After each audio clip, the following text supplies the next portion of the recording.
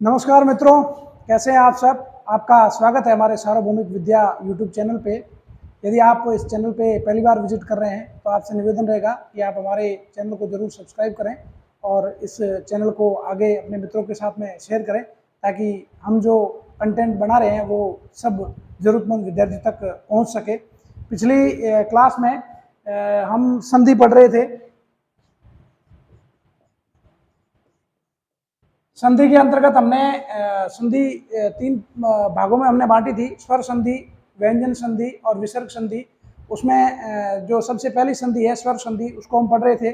स्वर संधि के 5 भाग होते हैं। 5 भाग में से 4 जो स्वर संधियां हैं वो अपन पढ़ चुके हैं। सबसे पहले जो अपन ने पढ़ी थी वो दीर्घ स्वर संधि पढ़ी थी, उसके बाद गुण स्वर संधि, उसके बाद वर्धी स्वर संधि और उसके बाद यण स्वर संधि। आज जो 5वीं अंतिम स्वर संधि है वो हम पढ़ेंगे। आज हम पढ़ेंगे अयादि स्वर संधि।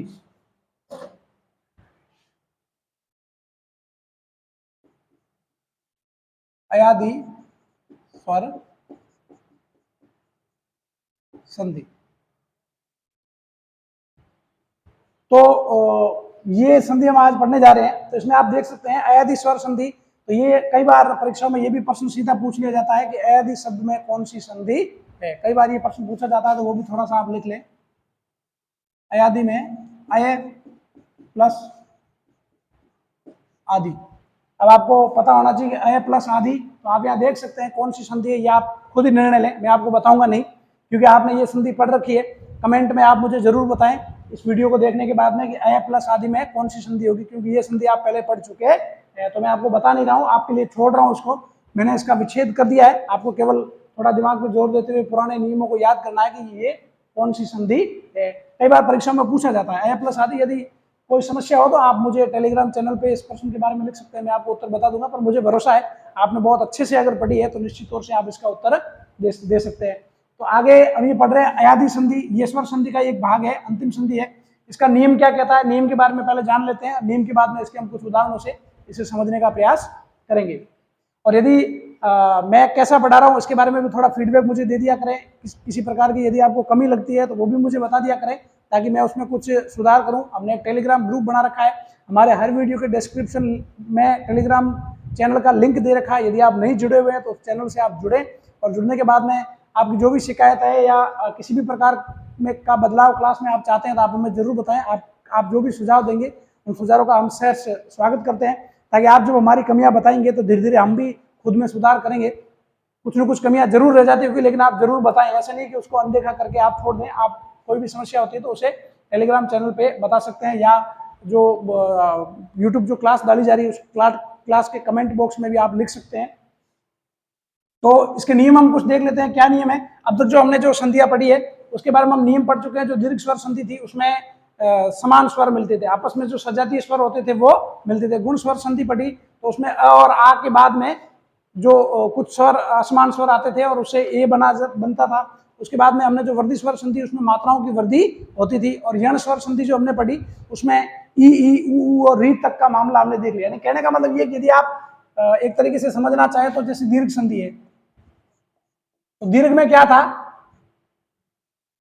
सजातीय स्वर। क्या था, सजातीय स्वरों का मिलन, है ना। सजातीय स्वर का मतलब है जैसे अ प्लस अ, है ना, या अ प्लस आ कुछ भी हो, ये सजातीय स्वर हो गए। उसके बाद हमने गुण स्वर संधि पढ़ी। गुण में क्या था, गुण में अ या आ के बाद में छोटी ई का बड़ी का आना, या फिर ऊ का आना, या फिर री का आना। तो यहां आप देख रहे हैं यहाँ सजातीय स्वर चल रहे थे, यहाँ अ और आ चल रहा था। प्लस के इस तरफ क्या चल रहा था, अ और आ चल रहा था। गुण के बाद हमने वर्धी पढ़ी।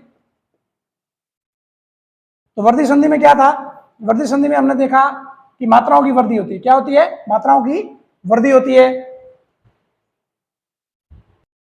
तो इसमें हमने देखा कि अ या आ के बाद में ए, आई, ओ, औ ये वर्ण आते हैं, और इनके आने के बाद में ये दीर्घ रूप में बदल जाते हैं, अपने बड़े रूप में बदल जाते हैं। इन सब का क्या हो जाता है, जब प्लस के इस तरफ इनको जोड़ते हैं, जोड़ने के बाद में आई हो जाता है या औ हो जाता है। तो इस तरीके से अगर आप देखेंगे तो यहाँ अ आ रहा है, यहाँ भी क्या आ रहा है, प्लस के इस तरफ अ आ रहा है। और जब हमने यण संधि पढ़ी तो यण संधि में प्लस के इस तरफ क्या आया, ई, उ और री, यानी री तक का मामला हमने यहाँ क्लियर कर दिया। इसके बाद में असमान स्वर, यानी इनके अलावा असमान स्वर, ये मैं केवल आपको समझाने के लिए बता रहा हूँ, लिखने की आपको आवश्यकता नहीं है, ताकि मैं आपको बता रहा हूँ कि जो स्वर संधियां हैं वो क्रम से चल रही है। पहले सजातीय स्वर थे, यानी जो स्वर आप पढ़ रहे हैं उसी स्वर का उसी स्वर के साथ मिलन, आ का आ के साथ में, ई का ई के साथ में, ऊ का ऊ के साथ में मिलन, या री के साथ में री का मिलन, तो ये सजातीय स्वर चल रहे थे। गुण में आप देख सकते हैं प्लस के इस तरफ अ है, उसके बाद में असमान स्वर है, और यहाँ भी वृद्धि में अ है, अ के बाद में असमान स्वर है, और यहाँ यण संधि में प्लस के इस तरफ क्या आ गया, तो यहाँ आप लगातार देखेंगे अ आ रहा था और यहाँ ई आ गई, ऊ आ गया और री आ गई। अब ये री तक का मामला क्लियर हो गया। उसके बाद में ये जो आपके अयादी संधि है, अब री के बाद में अपने को पता है क्या आता है, ए, आई, ओ, औ, ये आता है, और प्लस क्या होगा, असमान स्वर, यानी इनके अलावा, ये जो खुद स्वर है इनके अलावा। तो ये कुछ अयादी का नियम रहेगा, तो आप लगातार देख सकते हैं वर्णमाला के हिसाब से चल रहा है मामला। अ के बाद में ई आ गई, ऊ आ गया, री आ गया, फिर ए, आई, ओ, औ तक का मामला क्लियर हो गया। इसमें मिटा रहा हूं, केवल आपको समझाने के लिए मैंने बताया था। तो ये मामला लगातार चल रहा है। अब इसमें जो नियम है मैंने आपको थोड़ा सा बता दिया, अब अपन इसको विस्तृत तरीके से थोड़ा देख लेते हैं। इसमें जो नियम है, ए के बाद में नंबर 1, ए प्लस असमान स्वर। असमान स्वर में आप अब तक समझ गए होंगे, असमान स्वर का मतलब है कि ए नहीं होना चाहिए, ए या आई उन दोनों में से नहीं होना चाहिए, उसके अलावा कोई भी स्वर हो सकता है। बराबर क्या हो जाएगा, आइए थोड़ा ध्यान रखें, अयादी संधि थोड़ी टफ पड़ती है, तो उसको समझने का प्रयास करें। अपन उदाहरण से उसको अभी समझेंगे। दूसरा जो नियम है, उदाहरण से अगर आप समझना चाहें तो जैसे एक शब्द है नयन, क्या है, नयन। तो नयन का जब हम संधि विच्छेद करेंगे तो इसका क्या होगा, ने प्लस अन, क्या होगा, ने प्लस अन, यही नियम लग रहा है इसमें। नयन का विच्छेद होगा ने प्लस अन।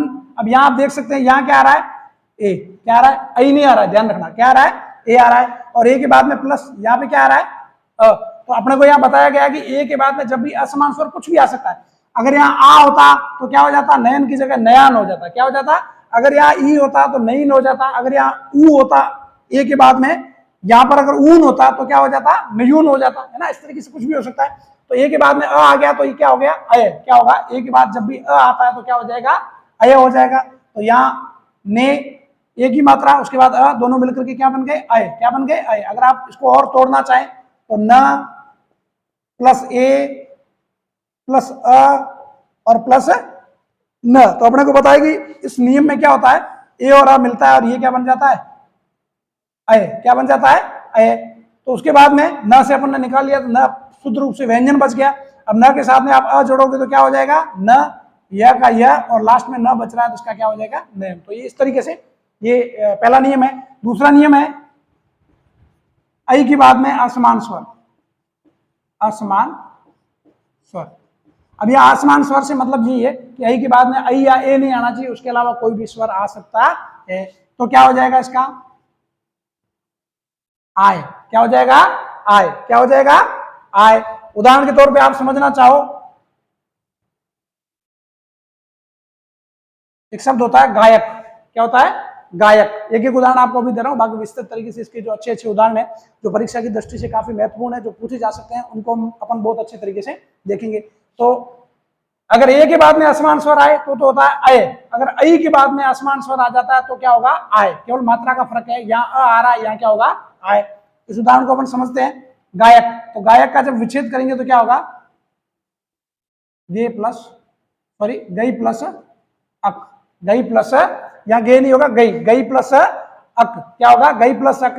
अब यहाँ क्या आ गई, आई आ गई, क्या आ गई, आई, और आई के बाद में यहाँ क्या आ रहा है, अ, और आई और अ दोनों मिलकर के क्या बनेंगे, आय, क्या बनेंगे, आय। इसको और विस्तृत तरीके से समझे तो इसको अपन तोड़ के देखते हैं। गायक शब्द है, अपन ने इसका संधि विच्छेद किया है, गे प्लस अक, क्या किया, गई प्लस अक किया है। तो अपन देख सकते हैं, ग को शुद्ध व्यंजन बना दो, इसकी मात्रा निकाल दो, मात्रा है आई की, उसके बाद में यहाँ क्या आ रहा है, अ, उसके बाद क को इससे अलग कर दो, ये अपने शब्दों के अलग अलग टुकड़े कर दिए। अपना मिलन यहाँ किसका होगा, आई का और अ का मिलन होगा, ये क्या बन जाएगा, आय। तो ये ग है, आधा ग, हलंत लगा हुआ है मतलब शुद्ध व्यंजन है, इसके पीछे आपको क्या जोड़ना है, आ य का मतलब है कि इसके पीछे आ की मात्रा जुड़ेगी, तो ये हटा दो यहाँ, ये आ की मात्रा जुड़ गई, य का य लिख दिया और क का क, तो ये क्या हो गया, गायक। क्या हो गया, गायक। तो ये इस तरीके से, ये दूसरा नियम है इसका। तीसरा नियम है ओ। तीसरा नियम क्या है, ओ। ए आई के बाद में क्या आता है, ओ के बाद में असमान स्वर। असमान स्वर से मतलब वही है, फिर वही कहूंगा आपको, असमान स्वर का मतलब ओ के अलावा कोई भी दूसरा स्वर हो सकता है। तो इसका हो जाएगा आपके अव। क्या हो जाएगा, अव। क्या हो जाएगा, अव। ओ के बाद में जब भी असमान स्वर आएगा तो क्या हो जाएगा, अव। इसको अगर आप समझना चाहें, उदाहरण लेना चाहें तो उदाहरण अपन ले सकते हैं। इसको मैं मिटा देता हूं थोड़ा, ये आपने देख लिया, वैसे लिखना चाहे तो आप लिख लेंगे, रोक करके बीच में लिख सकते हैं वीडियो को, इसको मैं मिटा रहा हूं। तो यहां ओ के बाद में अगर असमान स्वर आता है तो क्या हो जाता है, अव। इसका अगर उदाहरण ले अपन तो आप ले सकते हैं, इसका उदाहरण है जैसे पवन। क्या है, पवन का मतलब होता है हवा, आप सब जानते हैं अच्छी तरीके से। तो पवन शब्द है, इसका जब हम विच्छेद करेंगे तो ये होगा पो प्लस अन। क्या होगा, पो प्लस अन होगा। तो यहाँ पो प्लस अन हो रहा है, तो आप यहाँ देख सकते हैं प के पीछे किसकी मात्रा है, ओ की मात्रा है, और इधर क्या आ रहा है, अ। तो अपना यह नियम ये कहता है, ओ के बाद में असमान स्वर अ आ गया, आ भी आ सकता था, यहाँ आ भी आ सकता था, ई भी आ सकता है, ऊ भी आ सकता है, कोई भी स्वर आ सकता है। ओ और औ के अलावा कोई भी इसका सजातीय स्वर नहीं होना चाहिए, असमान स्वर कोई भी आ सकता है।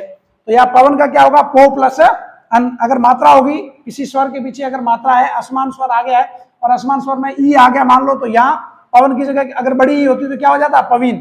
ठीक है ना, बड़ी ई होती तो क्या हो जाता, पवीन हो जाता। ऊ होता तो क्या हो जाता, पवून हो जाता। तो ऐसे जो मात्रा लगी हुई है, यहाँ जो भी शब्द लिखा हुआ वो मात्रा शब्द के पीछे लग जाएगी। तो यहाँ पवन है, पो प्लस अन है, इसको अगर अपन विस्तृत तरीके से तोड़े तो यहाँ क्या हो जाएगा, प अलंत, किसकी मात्रा है, ओ की मात्रा है, उसके बाद अ है और उसके बाद में न है। तो यहाँ आप देख सकते हैं अपना नियम यही कहता है कि ओ और अ का मिलन है। किसका मिलन है, ओ और अ का मिलन है। ओ के बाद में असमान स्वर है, इन दोनों को अपन मिलाएंगे तो अपने को पता है ओ और अ मिलकर के क्या बनते हैं, अव। तो प का तो प, ये हलंत लगा रहेगा नीचे, अगर आप इसमें ओ की मात्रा जोड़ेंगे तो हलंत हट जाएगा, ये मात्रा लग गई।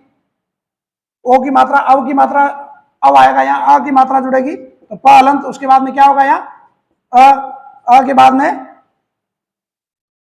व, अव बनेगा, उसके बाद में न। तो ये क्या हो जाएगा, प के साथ में अ जुड़ने पर पूरा प बन जाएगा, उसके बाद व और उसके बाद में न, तो शब्द क्या बन जाएगा, पवन। तो ये इस तरीके से इसका ये तीसरा नियम है। उसके बाद में चौथा और अंतिम नियम इसका, ओ हो गया, तो ओ के बाद में क्या आता है, औ। क्या आता है, औ आता है। औ के बाद में असमान स्वर, असमान स्वर। तो वही सेम, यहाँ ए के बाद में असमान स्वर आ रहा था तो अय हो रहा था, या आई के बाद में असमान स्वर आया तो क्या हुआ, आ की मात्रा लग गई, आय हो गया। तो ओ के बाद में जब असमान स्वर आएगा तो अब होगा, और औ के बाद में आएगा तो यहाँ भी मात्रा लग जाएगी, यानी यहाँ भी अ के पीछे आ बन गया, आ की मात्रा लग गई, तो यहाँ क्या, अ के साथ में किसकी मात्रा लगेगी, आ की। तो यहाँ हो जाएगा, अब की जगह क्या हो जाएगा, आव। क्या हो जाएगा, आव। क्या हो जाएगा, आव। इसका भी अगर आप उदाहरण के माध्यम से इसको समझना चाहे, इसे मिटा देता हूं मैं। उदाहरण के माध्यम से आप समझना चाहे तो इसका उदाहरण ले सकते हैं अपन, बिल्कुल सेम इसकी मिलता जुलता उदाहरण है।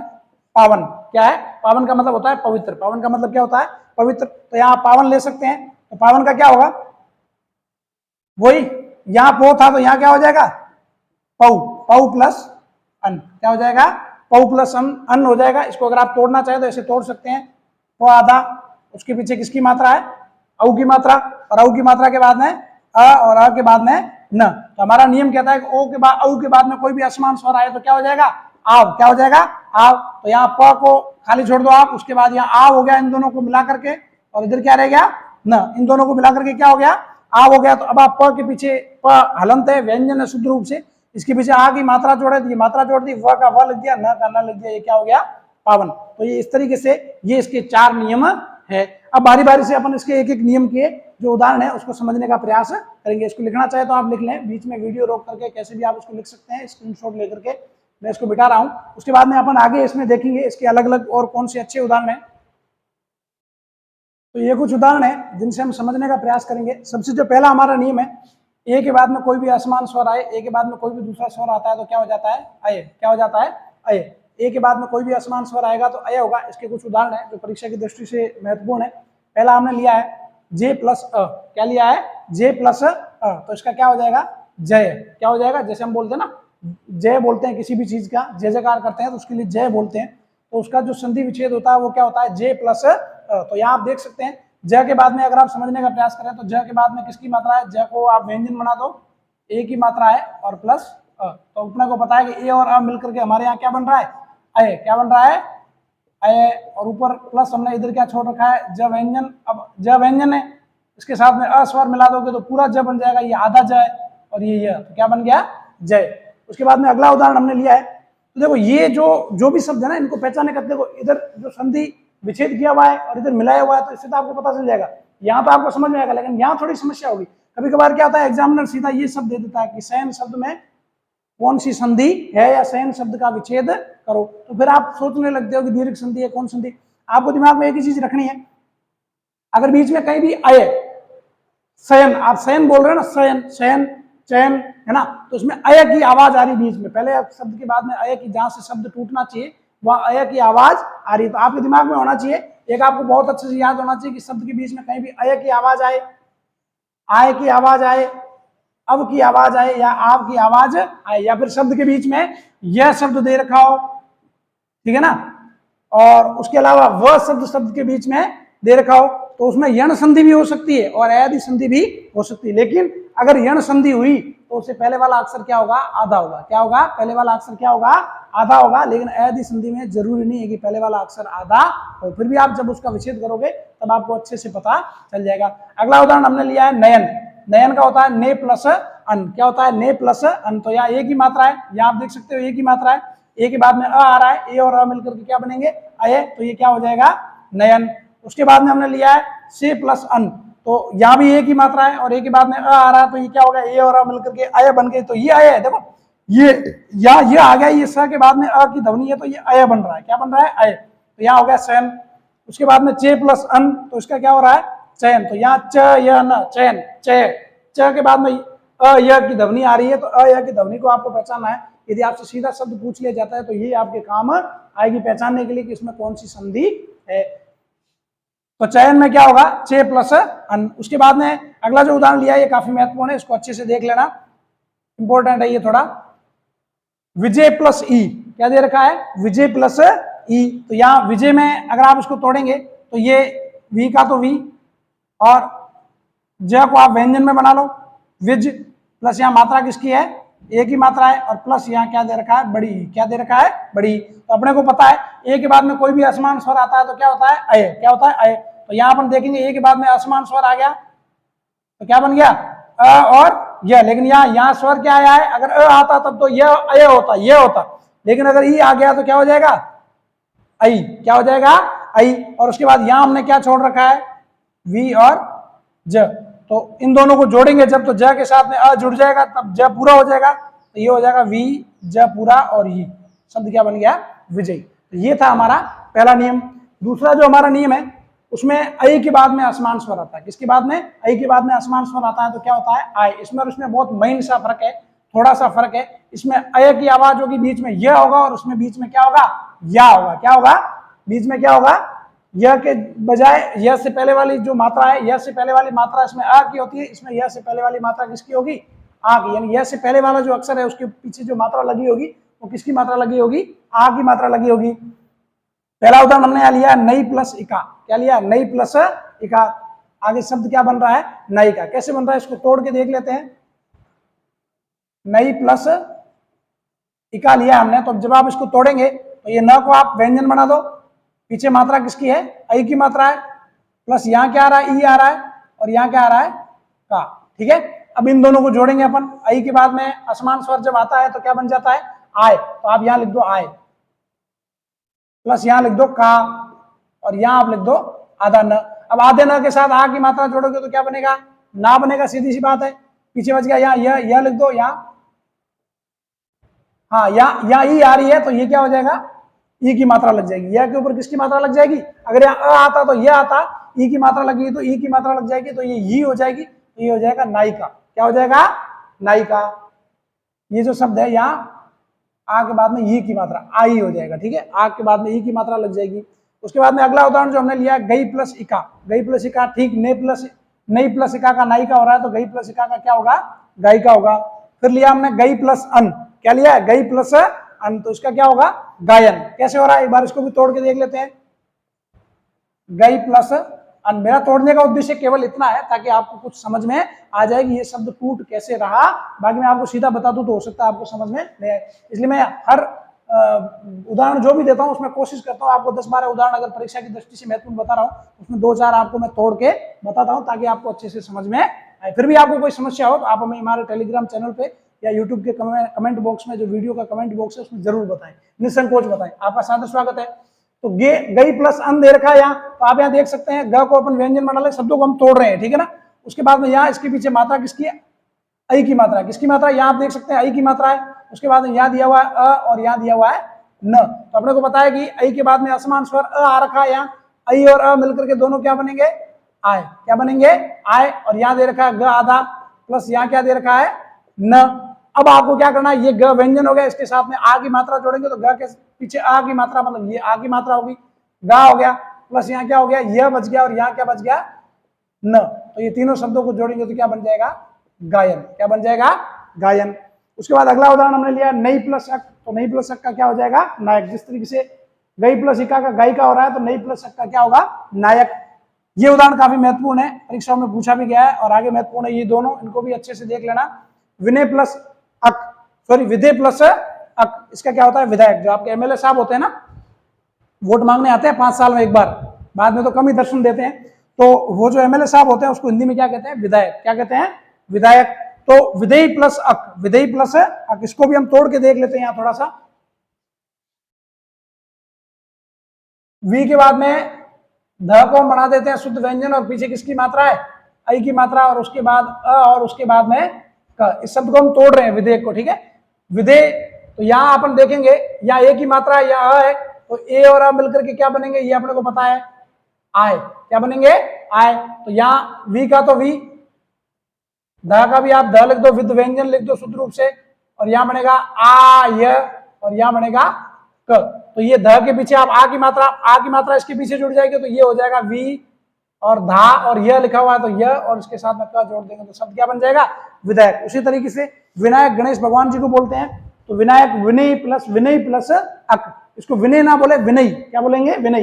इसको बोलेंगे विधेय, क्या बोलेंगे, विधेय नहीं, कुछ लोग इसको विधेय बोल देते हैं। विधेय एक मात्रा वाले को बोलते हैं आई, पीछे आवाज किसकी आनी चाहिए, आई की, तो इसे कहते हैं विधेय प्लस अक, और इसे कहते हैं विनय प्लस अक, तो ये हो जाएगा विनायक। क्या हो जाएगा, विनायक।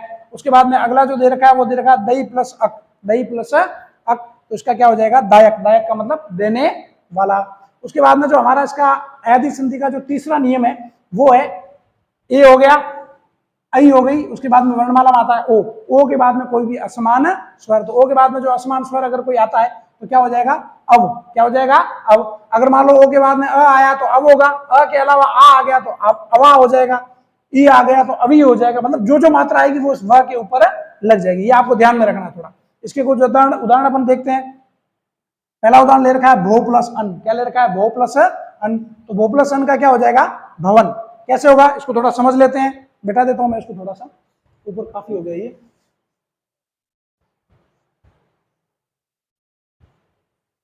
हाँ, भो प्लस अन, तो इसको हम समझने का प्रयास करते हैं।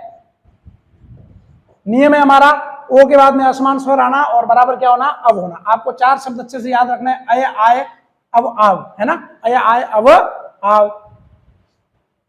और समझने की यही बात है, अगर आप इनको समझना चाहे तो अय का मतलब ये है कि इसमें एक मात्रा है, 2 मात्रा हो गई, तो ये अ की जगह क्या हो जाएगा, बड़ा हो जाएगा। जब ए का दीर्घ रूप क्या होता है, आई होता है, तो अ का दीर्घ रूप क्या होता है, आ।